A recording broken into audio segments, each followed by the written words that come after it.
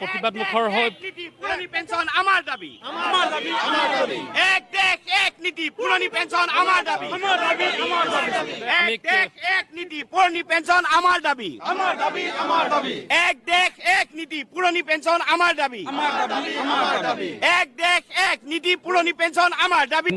শিক্ষক কৰ্মচাৰী সকলো আটাইকেইটা সংগঠনে আমাৰ সমৰ্থন জনাই এই কাৰ্যসূচী আমাৰ সফল কৰিছে। জিলা পৰ্যায়ত আমাৰ এই আজি দিনজোৰা কৰ্মবিৰতি কাৰ্যসূচী হ'ব আৰু কেন্দ্ৰীয়ভাৱে জিলা সচলৰ পৰা আমাৰ দিছপুৰ চলো কাৰ্যসূচী গ্ৰহণ কৰা হৈছে।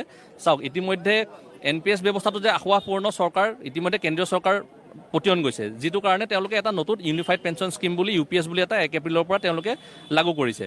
যিহেতু আজি NPS ব্যৱস্থাটো আশাপূৰ্ণ বুলি জানি তেওঁলোকে এটা নতুন পেঞ্চন ব্যৱস্থা পুনৰ আমাক যিহেতু লাগু কৰিছে, তো গতিকে আমি আশা ৰাখিম যে অনাগত দিনত UPSটো আৰু এতিয়া UPS যিটো দিছে UPSটো যথেষ্ট আশাপূৰ্ণ আছে। তো গতিকে আমি আশা ৰাখিম যে UPSটো চৰকাৰে মডিফাই কৰি আমাক যাতে পুৰণি পেঞ্চন ব্যৱস্থা বাহাল ৰাখে, সেইটোৱে আমাৰ চৰকাৰৰ ওচৰত দাবী। পেঞ্চন নীতি বাহাল ৰাখিবলৈ শিক্ষক গোটে আজি ইয়াত অংশগ্ৰহণ কৰিছে। আমি কলেজ শিক্ষক সন্থাৰ ফালৰ পৰা আছে। আমি আপোনাৰ কাষলৈ গৈছোঁ যে NPSে যি ধৰণৰ এক পৰিৱেশৰ সৃষ্টি কৰিছে তাক নাইকিয়া কৰিব লাগে বুলি দাবী আছিল। আপোনালোকে আজি ইয়াত সহযোগ হয়, আমাৰ আজি গোটেই অসমজুৰি তেনেধৰণৰ আমাৰ কলেজ মহাবিদ্যালয় শিক্ষকসকলে তেনেধৰণৰ এটা প্ৰতিবাদী কাৰ্যসূচী গ্ৰহণ কৰিছে। তাৰ পৰিপ্ৰেক্ষিতত এই দাবীৰ প্ৰতি আমাৰ বিভিন্ন ধৰণৰ কৰ্মচাৰী সংগঠনেও দাবী উত্থাপন কৰিছে।